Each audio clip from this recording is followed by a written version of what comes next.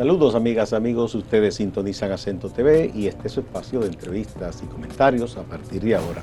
Hoy tenemos una conversación más que una entrevista con un queridísimo amigo y colega de hace muchos años, José Rafael Sosa. Su nombre es sinónimo de periodismo, pero de creatividad. Este hombre ha pasado por todos los medios, periódicos, revistas, radio y en la web. Fuiste de lo que hiciste la migración. Sí, de los primeros blogs. Exactamente. Sí. ¿En qué año exactamente, y esto atendiendo una pregunta del querido Rudy, tú empezaste en los medios, si recuerdas? Yo ingresé a la Escuela de Periodismo en 1970, en la UAS. Se llamaba entonces Escuela de Ciencias de la Información Pública, nombre que nunca debió habérsele quitado. No, información pública es rarísimo, ¿verdad? Sí. Entonces, ahí estudié hasta el 1973. Resulta que uno de mis profesores era el fenecido Silvio Erasme Peña, que en paz descanse, y a él le gustaba la forma en que yo redactaba, porque eran párrafos cortos, directos, con el sentido de capturar la información, a veces buscándole un ángulo que no es el que le había pedido, pero que era más acertado o que era distinto. Y claro. Entonces él trabajaba en el diario El Nacional como jefe de redacción, estamos hablando de los años 74 por ahí, y me pidió que fuera a trabajar. No, debió ser antes, porque recuerda que él salió en 73 del Nacional. No, sí, ciertamente. Hay que a veces la memoria de uno, y acabo de cumplir 70 años de edad. Entonces salimos juntos. Yo salí también en esa crisis, que nos fuimos todos que creamos el Nacional en Lucha, que tuvo apoyo del Colegio de Periodistas y que luego creamos La Noticia, que es donde yo tuve 8 años. El hecho es que, entonces yo ingresé antes, al periódico antes de terminar la universidad. 72 por ahí. Sí. Esa es la precisión correcta. Entonces, él me puso a hacer, era una especie como de pasantía, porque no era un nombramiento formal. Ahí estaba Luis Eduardo Lora, Víctor Grimaldi, el doctor Prestol Castillo era Núñez Grasals. Grandes ligas. Y el director era Freddy Gatón Arce. Y el director de la plataforma ahora, el doctor Molina, que dirigía entonces la revista, cuyo jefe de redacción era Orlando Martínez y con la ayuda y la asistencia directa de Ángela Peña. O sea, eran grandes ligas todos. Sí, era una escuela rodante. Tú tuviste un privilegio de entrar en ese momento. Entonces, yo recuerdo, porque además yo aprovechaba los momentos en que no tenía que hacer nada en el Nacional y me iba a la revista Ahora para aprovechar aquello. Y practicaba, por ejemplo, yo aprendí de Orlando Martínez, que me dijo, mira, este reportaje está muy bien, era sobre la bilharsia. La bilharziasis, una enfermedad sí, a principios de los 70, eso tuvo una gran incidencia en la zona este. Por Atomayor, entonces, y yo ponía en un reportaje, vea la bilharsia, la bilharsia es un parásito de esta y esta forma. Véalo, por favor, eso era publicarlo en impreso, véalo en la gráfica anexa. Y me decían, no le pongas, véalo en la gráfica anexa, porque va a estar anexa y la gente la va a ver. Exactamente. Un consejo que me dio, que nunca lo olvido, en el último párrafo: José Rafael, si es el último párrafo, ¿por qué tú escribes al comienzo finalmente? Es el último párrafo. Son vicios que se arrastran a veces de la narración que se puede hacer de un reporte de radio o televisión. Y hay gente que dice, se recuerda, todavía no hay que recordar nada. No hay que recordar nada, tú lo estás recordando. Exactamente. Oye, y el famoso por su parte. ¿A qué parte se está refiriendo? Se presta muchísimas cosas. Entonces no es posible. Entonces, esa visión de escribir evitando esas cosas fue Orlando Martínez, que descanse en paz. Pero tú ingresaste, como ingresamos todos, ¿verdad? La oportunidad de practicar, de ir comenzando a aprender, y ya te quedaste ahí. Sí, claro. Me quedé hasta la salida hacia La Noticia. Que fue en el... Yo tuve 2 años. La crisis estalló a final de 72 y en 73... Con el caso de Grimaldi, que muchos de los espectadores jóvenes que nos están viendo ahora no saben de qué estamos hablando. Sí. Víctor Grimaldi, un gran periodista como sí. tal, un gran investigador, además un historiador de la historia reciente. Sí, autor de muchos libros, Víctor. Sí. Entonces se lanzaba como tal, pero como periodista tenía todo un nombre. Sí. E hizo 3 reportajes sobre una invasión de tierras, invasión entre comillas, sí, que era una ocupación de campesinos. Había una en Nisibón. Sí, exactamente. Entonces, Nisibón y Güey. Sí, Nisibón, porque hay otro Nisibón. El Listín Diario, un periódico matutino de una tendencia conservadora en ese momento, con su director. Solo en ese momento, ¿no? No, un saludo a los amigos del Listín. En ese instante, el director, genial escribiendo sus editoriales, enfrenta el reportaje de Grimaldi con un editorial muy fuerte, nada poético, nada gracioso, defendiendo los hacendados de Nisibón. Y Grimaldi quiere responderle en el periódico, a lo cual se resistió el director. Entendió que un pleito entre 2 periódicos no era lo más conveniente. Yo y los demás entendíamos que él tenía derecho a defenderse. Sí, porque lo estaban queriendo descalificar como periodista. Exactamente. Entonces, eso fue una polémica. Eso está en los registros hemerográficos sí. Los televidentes a partir de ahora que quieran investigar. En el archivo de la Nación están todas. Por cierto, que no he visto un libro que cuente esa historia en detalle. No. Hubo uno... ¿cómo se llama? Que ahora acaba de publicar algo también. Arsenio Hernández. Pero Arsenio tenía una visión un poco más crítica de lo que ocurrió ahí. O sea, respecto a la posición de la mayoría que se fue. Sí, es que él era un militante político. Sí, y ellos asumieron una línea. Sí. No fue, digamos, el evento mediático como tal. Sí. Y no se ha escrito esa historia. Que debería escribirse, sí. Entonces, a partir de ahí yo me voy formando. Soy nombrado en el Nacional, pero eso se interrumpe con la salida. Con esa protesta yo me voy en el 73 hasta el 79. En la noticia. Estuve en ese periodo, digamos 6 años, allá con el grupo que se había conformado en la Julio Verne, número 4. Sí. Un periódico muy combativo y muy profundo. Y lástima que se perdiera, número 1, que se perdiera como la esencia de lo que se quería hacer. Era un periódico de periodistas para la comunidad, pero con la propiedad de parte de nosotros. Comenzó ese proceso, pero se distorsionó un tanto y se quedó en la propiedad de algunos. Sí. José, me están pidiendo la pausa. Tú sabes estas cosas. Vamos y continuamos. Esta es historia viva. Sí, muy bien. Muchas gracias por continuar a partir de ahora. José Rafael Sosa, ustedes lo conocen por muchas actividades. Estamos hablando de cómo él comienza en el periodismo y parte de la historia del periodismo dominicano por una lucha que se dio en el Nacional que derivó en la fundación de La Noticia. Que una historia que, retomando el tema, Gustavo, debería ser escrita.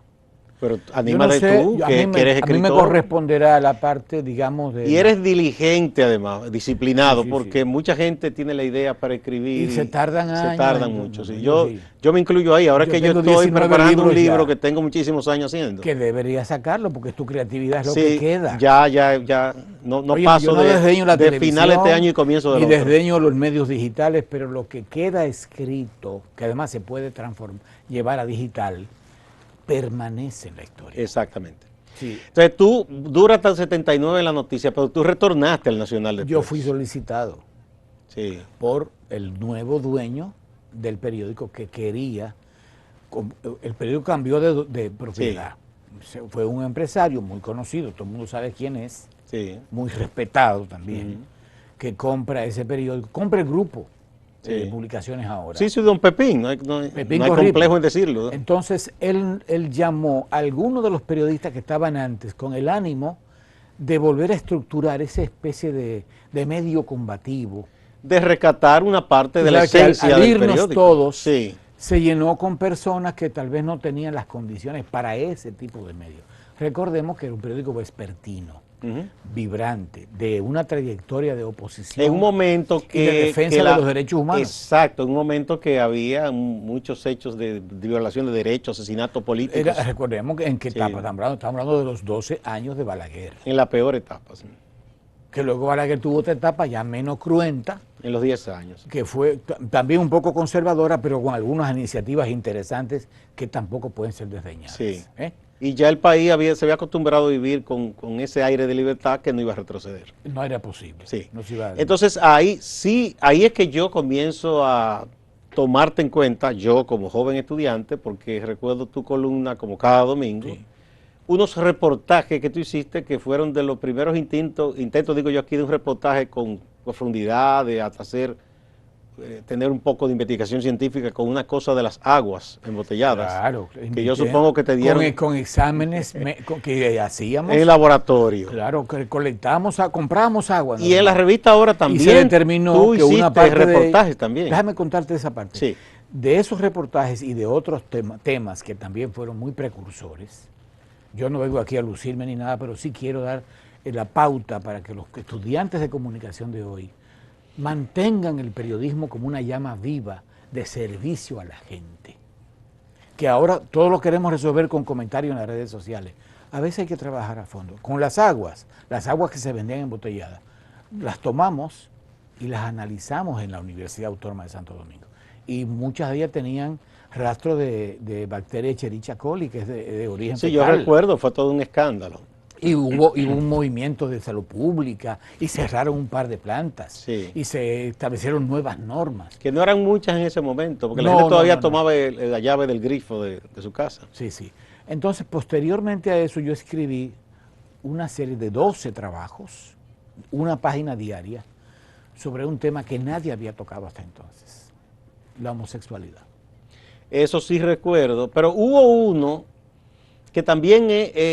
era una realidad en esos años que había cines aquí en la capital y en Santiago. Sin muchas condiciones de seguridad. No, y dedicados a la pornografía. Sí. Y se sabía que estaban ahí, pero nadie quería hablar de eso, sí, como un... También yo enfoqué. Y creo que, no sé, tú y Margarita Cordero hicieron unos reportajes en la revista Ahora, que también llamaron mucho la atención. Y hubo unos reportajes que hicimos en salas de cine comerciales para el Nacional, los domingos, que eran 2 páginas que salían. Sí. Analizando los sistemas de seguridad, que eran muy malos. Sí, que si se armaba un fuego o algo iba a morir mucha gente. Gracias a eso se repararon, intervinieron los bomberos. Cuando pasa una cosa como esa, se destapan las alertas. Exacto. Y gente que debió haber estado pendiente antes de eso, que no lo estuvo, se ponen en esa tónica. Eso fue, sí, una voz de alerta, sí, la señalización y la iluminación que deben tener la salida de los cines. Me recuerdo como ahora, bien. También el exceso de letreros en inglés, que ahora es un escándalo.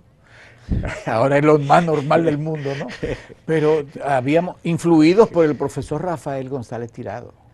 Un cuidador del idioma. Un cuidador del lenguaje. Yo recuerdo unas conferencias que él daba con diapositivas. Él tomaba fotografías en diapositivas y presentaba unas conferencias magníficas, hablando, ¿para dónde que vamos?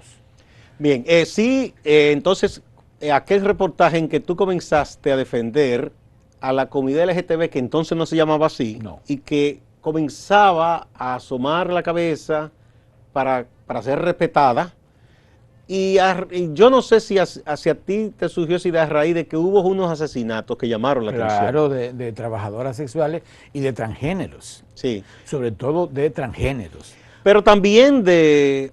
hombres gay, por ejemplo, sí, que tenían que ocultar a la luz de todo el mundo lo que eran, entonces iban a buscar muchachos, ¿verdad?, que les pagaban por sexo, y hubo otro caso de... Que hubo asesinatos. Que hubo asesinatos, que ese muchacho... Incluyendo con figuras públicas importantes. Hubo un profesor de INTEC que llamó mucho la atención, recuerdo. Sí, sí, sí. Y figuras conocidas, sí, que no se sabía que eran homosexuales, sí, murieron, y además también asesinaron a muchos de esos muchachos. Exactamente. Porque hay una homofobia muy subterránea, sumamente cruel. Todavía se manifiesta. No, ahora que ya es una comunidad organizada, entonces la gente, incluso hay un rebrote. Ahora hay conciencia. Hay rebrote de odio también. Claro, claro. Porque también recuerdo que también escribí sobre los adictos a las drogas, que son enfermos, no había que tratarlos igual. Sí, comenzar a hablar del cambio de rasero de los traficantes, que es distinto. Exactamente. Entonces esa fue como entender que en la profesión que tiene tanto acceso a educar y a orientar y a informar, aprovecharlo con temas que fueran permanentes. Que se puede hacer un trabajo crítico, de alerta, de aporte, sin necesidad de que sea un trabajo de, digamos, de espectáculo prácticamente, en el sentido no de peyorativo hacia la crónica de espectáculo, sino una cosa que nos enseñaban los viejos maestros: el periodista no es la noticia, claro, no es el protagonista. Entonces es mejor así narrar, ¿verdad?, lo que ocurre, alertar, se aporta sin que uno tenga que estar buscando sonido, como dicen. Una gran enseñanza en ese sentido. Yo no me quejo porque la mayor parte de mi formación, yo procedo de la UAS, pero la mayor parte de mi formación ética y técnica viene de maestros como Radamés Gómez Pepín, como Molina Morillo. Recuerdo que una vez me tomó una fotografía, yo me tomé una fotografía con un entrevistándole, hicieron la toma amplia, y Radamés Gómez Pepín me llama y dice: mire esta fotografía, ¿usted se cree que usted es la estrella? ¿Usted cree que usted es la estrella? Ahí es el declarante, y además mire, recuerdo la y forma más que el declarante, característica de Radamés, el tema al que se está refiriendo el declarante. Exacto. Está hablando de una enfermedad, búscame referencia, testimonio, datos internacionales. No me pongas el declarante en frío. Sí. Por favor, y ahí se dirigió a toda la redacción. Por favor, cuando vayan a una puesta en circulación, no me cojan los 4P, hablando de las 4 gente que se paran antes del libro. La noticia está en lo que dice el libro, en el descubrimiento, en la investigación, los años de investigación. Hay que echarle una ojeada y decir que trata y llamar la atención. Vamos a otra pausa y volvemos. Somos Grupo Acento, acento.com.do y Acento TV. Hacemos contenido informativo y de entretenimiento con la mayor calidad posible. Con tu colaboración, podremos continuar con nuestra labor en el periodismo independiente. Puedes apoyarnos sumándote como un miembro exclusivo de nuestra plataforma. Solo tienes que ir al botón de unirse, que está justo al lado del de suscribirse, y ahí se desplegará la lista de colaboraciones. Puedes optar por la colaboración plata, por $9.99 mensuales. A cambio, tendrás insignias especiales en el chat y acceso anticipado a nuestros videos. Con la colaboración oro, tendrás insignias especiales, acceso anticipado a videos y videos del detrás de cámara de los diversos programas por tan solo $19.99. Con la colaboración Platinum, por $29.99, tendrás todos los beneficios de los niveles anteriores, más mención de tu canal en la descripción de nuestros videos y al final de cada video. Puedes cancelar tu colaboración en cualquier momento. Contamos contigo. Somos Grupo Acento y junto a ti seguiremos haciendo la diferencia. José Rafael Sosa, tú has sido, digamos, un rebelde en muchas cosas, o sea, ha ido contra la corriente. Cuando se entendía que todo el mundo debía andar, que un periodista con una corbata, un traje, tú abandonaste eso temprano. Sí. ¿Por qué? Y todavía te mantienes. Claro. La chacabana es el traje por excelencia del Caribe. Es una pieza polinacional, porque se dice que nació en Cuba o en Panamá. También hablan de Colombia. De Paraguay. Los paraguayos, los paraguayos lo reivindican, sí. Y también en República Dominicana. No importa de dónde sea. Es una pieza regional. Los cubanos dicen guayabera. Sí, guayabera. Sí, porque eso se debe, yo estoy investigando sobre ello, al hecho de que lo usaban unos campesinos que recogían guayabas. Y en los bolsillos, tiene muchos bolsillos. Exactamente, entonces cuatro o 6 bolsillos tenían incluso. A partir de ahí que viene el nombre. Entonces, ¿qué ocurre? Que la guayabera, la chacabana, es el medio que identifica al Caribe. Observa que es una prenda fresca, elegante, además de que no tiene necesariamente que ser barata. Hay Hay de todo, sí. Hay guayabera para el nivel más alto, 15, 20 mil pesos puede costar una vez. Es formal y hasta de etiqueta, si tú quieres. Exacto. Entonces, yo estoy planteando a través de la Asociación Nacional de Dominicana de Prensa Turística, conversando, ya tenemos un par de comunicaciones que hemos tramitado al Palacio Nacional, para que, tomando el propio ejemplo del presidente, que normalmente o anda con una chaqueta sin corbata o con una chacabana blanca impecable, se adopte la chacabana como la prenda formal, no la de lujo, y eso es otra cosa, para ciertas ocasiones, Sí, ascensos al poder, sí. Recibimiento diplomático, etcétera. Pero en términos de uso diario, para funciones públicas o privadas, el ejemplo debería ser, es más barato en términos del mantenimiento, de la adquisición, porque hay para un gusto... Hasta economiza energía porque tú no tienes que tener un aire a todo lo que da, ¿verdad? También.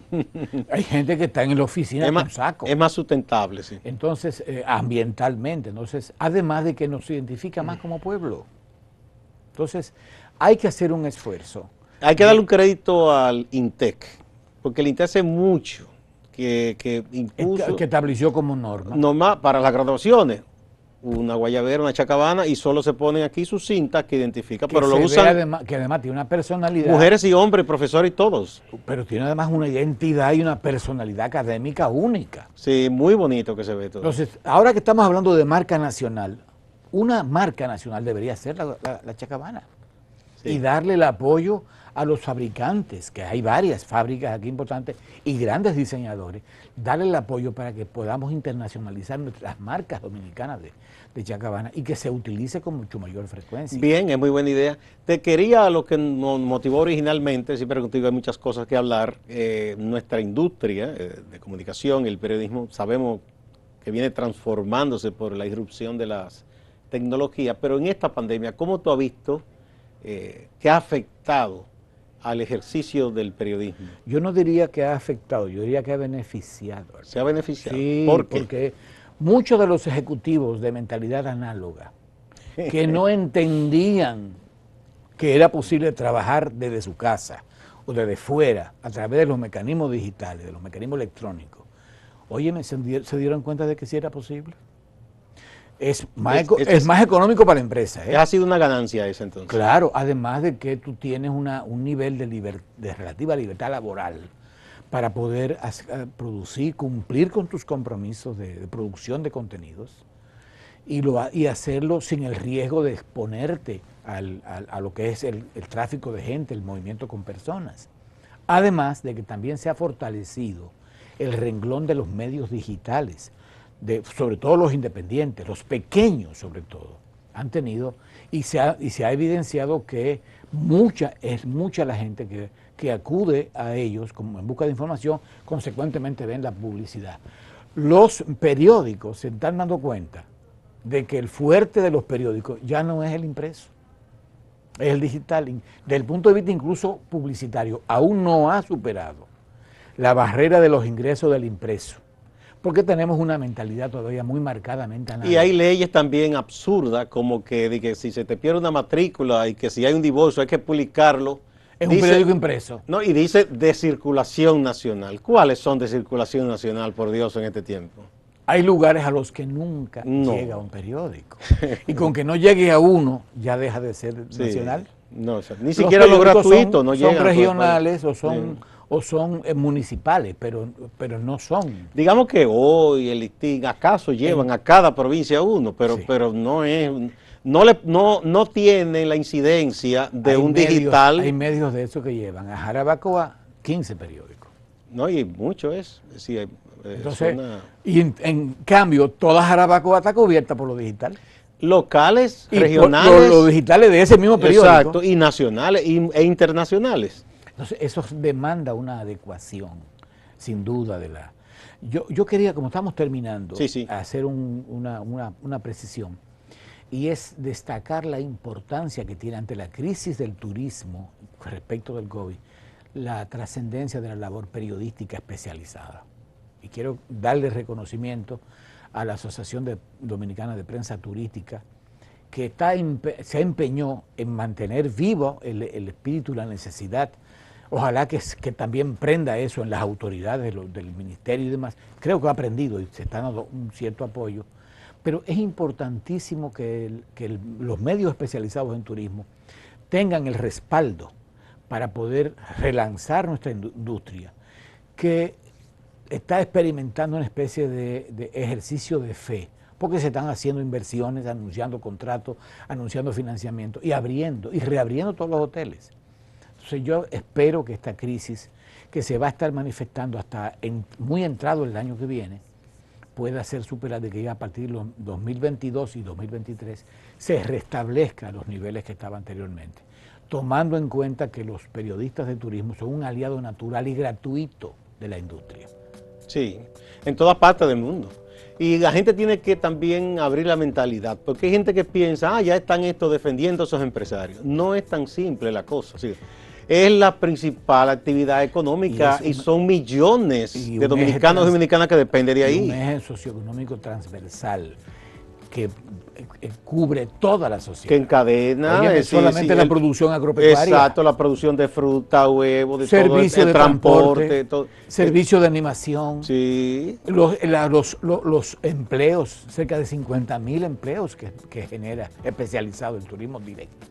Y cerca de 300.000. Mucho más, debe ser, más de 50. En su alta, más de 50.000, según lo que he visto el estadístico. Bien, puede ser que hay una... Bueno, muchísimas gracias, José. Siempre es un gran placer conversar contigo. Yo sé que tú tienes muchísimas cosas, siempre estás inventando y haciendo.